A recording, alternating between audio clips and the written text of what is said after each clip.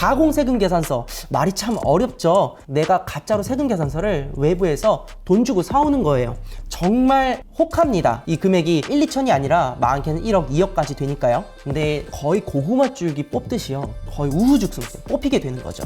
내가 세무서에서 소명 안내를 받았다? 그러면 이미 누군가는 걸려서 넘어온 거다라고 생각하시면 돼요. 혹시라도 내가 지금 현재 소명 안내를 받았다?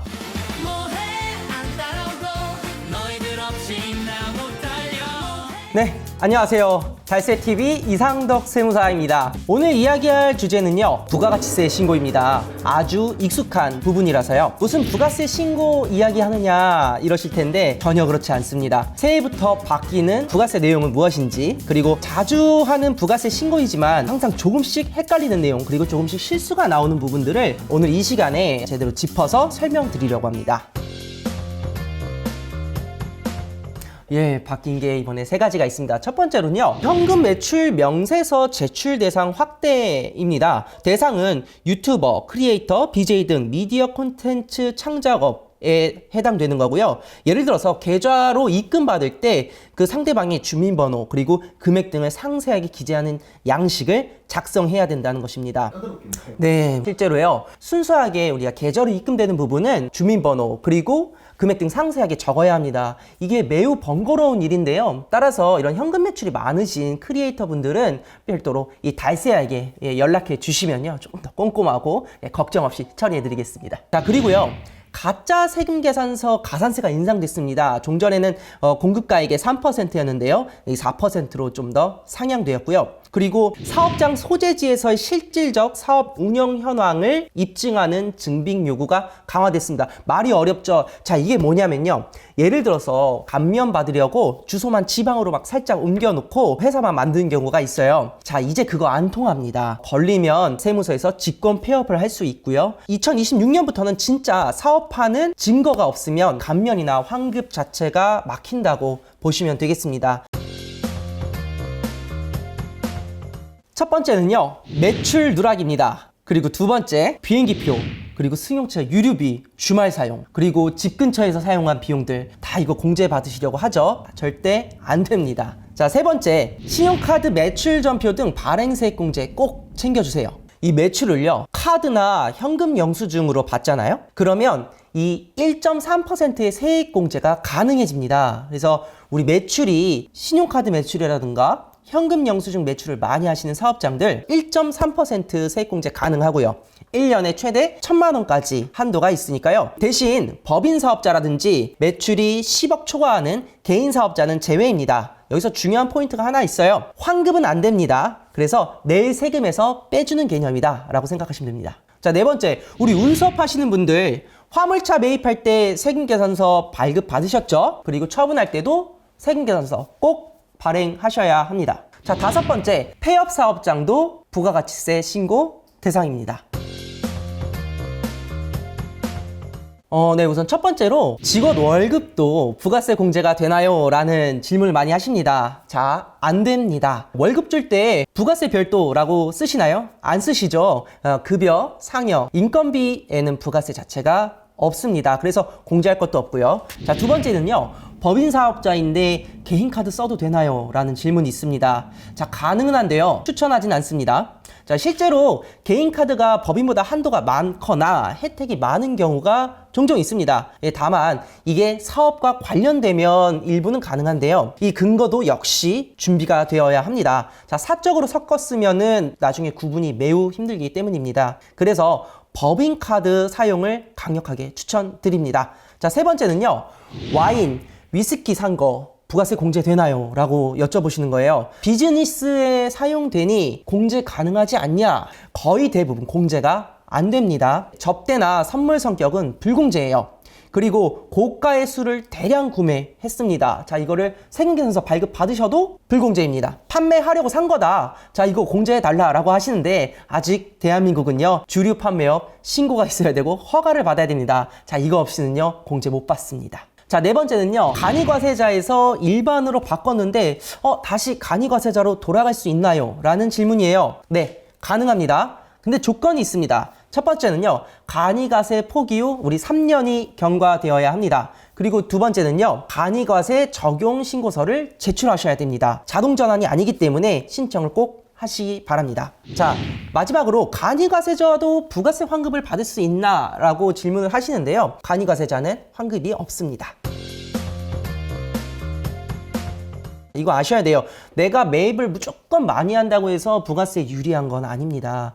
그래서 가장 많이 하시는 실수가요, 사적 경비. 그러니까 사적 경비란 건 내가 백화점에서 상품권을 사거나 아니면 명품을 사거나 아니면 피부과 진료 같은 고액의 이제 경비들이 부가가치세 신고할 때 녹아들면 당연히 부가세는 줄겠죠. 하지만 이건 올바른 방법이 아닙니다. 두 번째, 이거 가장 위험한 건데요. 가공세금 계산서. 말이 참 어렵죠. 내가 가짜로 세금 계산서를 외부에서 돈 주고 사오는 거예요. 사장님, 이거 절대 하시면 안 됩니다. 이거는요, 제 유튜브 영상 중에 아마 고구마 줄기 막 이렇게 뽑는 거 있을 거예요. 예를 들어서 1억의 가공 세금 계산서를 한다. 그러면요, 세금하고 가산세 포함해서 약 4,500만 원 정도 부담하게 됩니다.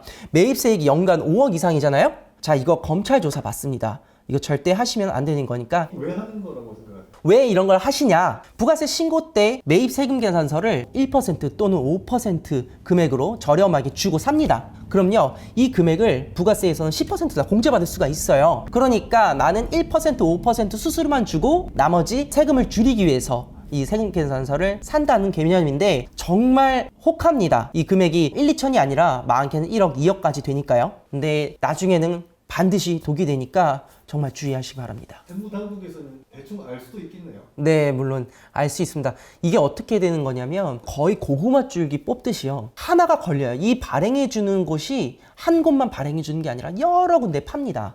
여러 군데 팔고 나중에 매출이 엄청나게 비대해졌을 때 세무당국은 원 공급처를 세무조사하게 되고 이로부터 세금 계산서를 발급받은 다른 업체들이 거의 우후죽순 그냥 뽑히게 되는 거죠. 그러니까 내가 세무서에서 소명 안내를 받았다? 그러면 이미 누군가는 걸려서 넘어온 거다라고 생각하시면 돼요. 혹시라도 내가 지금 현재 소명 안내를 받았다? 세무서로부터 전화를 받았다? 또는 가공 세금 계산서를 이미 매입을 했다? 나중에 걸리면 어떡하냐? 이렇게 걱정하시는데 제일 중요한 거는 있는 그대로 자진해서 가능한 빨리 수정신고 하시는 거예요. 그리고 두 번째는 내가 여기서 이것을 무마시켜 보겠다고 오히려 역으로 상대방한테 이 세금 계산서 취소하는 세금 계산서 또 발행해 달라고 하잖아요.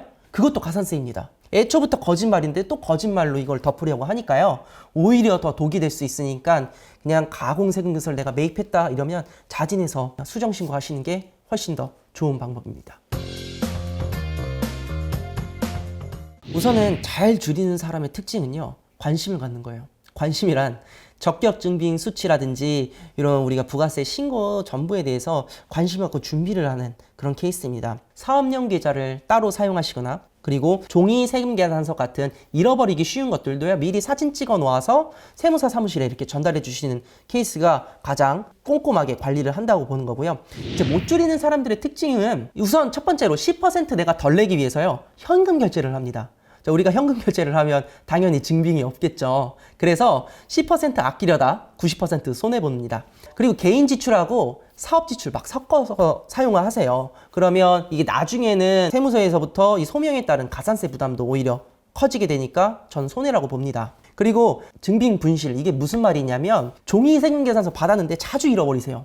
그래서 신고 때마다 저희가 연락드리면 종이 세금 계산서 없나요? 하면 잃어버렸습니다, 기억이 안 나요, 막 이렇게 하시는 경우가 많은데 제때 공제를 못 받습니다. 우리가 부가가치세를 줄이기 위해서는요, 무작정 매입을 많이 받아서 우리가 공제를 많이 받는다, 이런 게 중요한 게 아닙니다. 첫 번째, 매출은 숨기지 말아야 합니다. 그리고 두 번째로는요, 비용, 이거 억지로 넣으면 안 됩니다. 가령 사적 경비라든지 이 가공세금 계산서라든지 이런 위험하고 유혹이 심한 경우가 있는데, 자, 이런 거는 하지 마시고, 그리고 증빙은 처음부터 잘 챙기시면 되겠습니다. 그래도 꼭 점검해야 될 체크리스트 말씀드리겠습니다. 첫 번째는요, 매출 전부 들어가는지, 카드 매출, 현금 영수증 매출, 계좌 입금, 우리 플랫폼 매출도 있어요. 피지사 배달앱, 스마트 스토어 등 홈택스에는 보이지 않는 그런 그 피지사들도 있어가지고 직접 사장님 페이지에 들어가셔가지고 한번 조회 한번 해보시길 바라겠습니다. 그리고 두 번째, 공제 안 되는 걸 넣지 않았나요? 라는 거예요. 자, 상품권, 비행기표, 병원비, 미용, 성형, 주말 사용분, 그리고 집 근처 사용분, 그리고 주유, 식자재로 사는 마트, 사업과 상관없는 지출은요, 거의 다 탈락이라고 보시면 되겠습니다. 세 번째, 자, 세금계산서 영수증 제대로 수취하셨나요? 라는 거예요. 계산서가 누락되면은 공제 못 받습니다. 그거 아셔야 하고요. 네 번째, 세금계산서 발행 그리고 수취 시기가 맞나? 라는 거예요. 자, 이건 우리 신고하는 기간하고도 맞물리는데 개인사업자 같은 경우에는 7월부터 12월까지의 거래 내역을 통해서 올해 2026년 1월 25일까지 신고한 거예요. 그래서 7월에서 12월 안으로 이 세금 계산서가 다 들어갔는지 한번 확인해 주시길 바랍니다.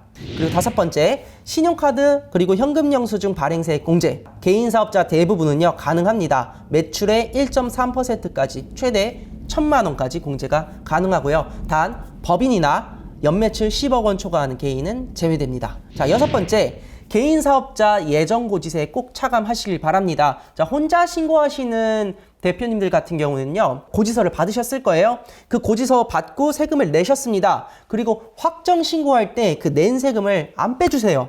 이거 빼주셔야 합니다. 그래야 중복해서 납부 안 하세요.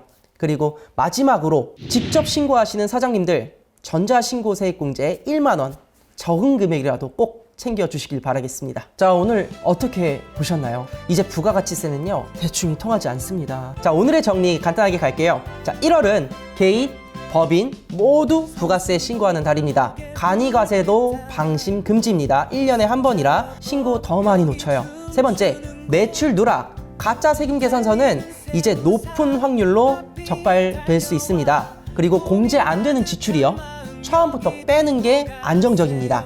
마지막으로 증빙이 없으면요, 설명도 소용없습니다. 자, 이렇게만 기억해 주세요. 매출 숨기지 말고요, 비용은 억지로 넣지 말고 증빙은 처음부터 챙기시면 됩니다. 네, 감사합니다. 달세TV였습니다. 뭐해 안 따라오고 너희들 없이